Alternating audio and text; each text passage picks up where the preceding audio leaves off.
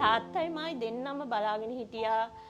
කනුවට හේතු වෙලා දෙක දෙපැත්තේ තියාගෙන මෙයා අපිට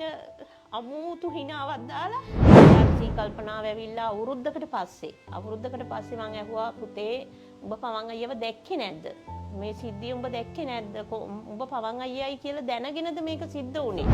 මම දිව්ව පාර දිගේ අපේ ගෙට පල්ලෙහින්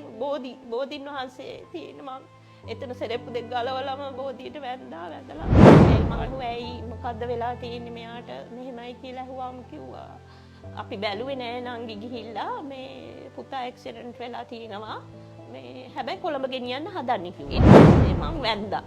මට එතන ඉඳගෙන මට කියන්න පුළුවන් විදියට බෝධීන් වහන්සේට මම වැඳා අනේ මෙහෙම මට ලරකාරච්චියක් නම් අහන්න සිද්ධ වෙන්න එපා මෙහෙමයි කියලා ඊට පස්සේ ඇම්බියුලන්ස් එක ගෙන ගියා මෙහෙම රවුමෙන් හරවගෙන ගියා හිතුව පවාගේ එක ගියා කියලා බලනකොට දිනුක විතරයි අරන් ගිහින් තියෙන්නේ මේ පවන්ගේ හොඳම යාළුවෙක් හිටියා චේතිය කියලා එයා ඇවිල්ලා එයා දැක්කේ නෑ එයා අර ඒ සෙනග මැද්දේ අම්මව දැක්කේ නෑ ඇත්තට එයා අම්මව දැක්කේ නෑ පවන් මල්ලි ඉවරයි බං කියලා කිව්වා